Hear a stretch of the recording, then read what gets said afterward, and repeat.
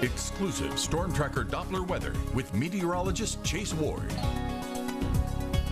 The winds have technically shifted out of the north, however it's not helping us out that much because they're mainly calm. Unless we get a good northerly breeze blowing, it's not going to do much at all because temperatures, they're still in the 70s, dew points haven't changed much at all, and matter of fact Doppler radar is picking up a lot of moisture content. It's the shades of green currently on the radar now. There's not any rainfall within the region.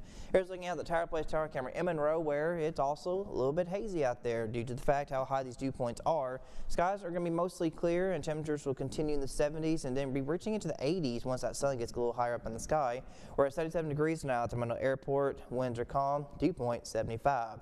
For outdoor forecast, as we get closer towards lunchtime, we'll be hitting back to 90s again and then looking to be more mid-90s for this afternoon. So it is still going to be hot. It's still going to be humid. That much isn't changed even with the passing of this cold front, which is actually going to be kind of stalling out a little bit. And that's the reason why we can't fully rule out the possibility of more pop-up showers or even maybe a thunderstorm or two near this boundary layer for parts of today, and I also go for tomorrow as well. As we look further aloft, there kind of is some very weak low pressure circulation down to the southeast, which could potentially become more of a tropical system as we get close towards the weekend, but that will be more likely moving up to the northeast ahead of this weakening frontal boundary. But we do have good southerly flow established across southern Texas, which could possibly move more to the northeast, and we could actually see our winds more suddenly here at the surface, possibly even aloft as well, and that's what's really going to allow these temperatures to be on the climb Saturday through Sunday. So for right now, mid-70s area-wise, 74 Monticello, 71 El Dorado, and 72 out of Ruston.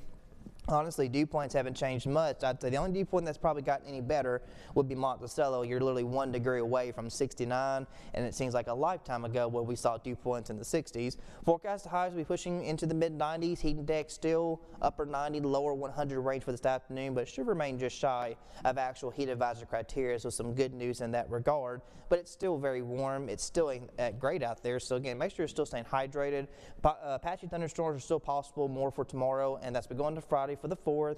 Skies begin to mostly clear, and will be mostly clear as far as rain chances over the weekend, and then return to more patchy to isolated showers and storms through next Sunday and Monday. Now, after that, temperatures looking more long term. You know, it's July. We're diving deeper into summer.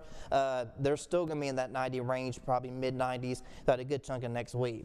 So the frontal boundary is going to kind of linger for today. Like I said, pop-ups are not fully out of the loop, especially across parts of Arkansas.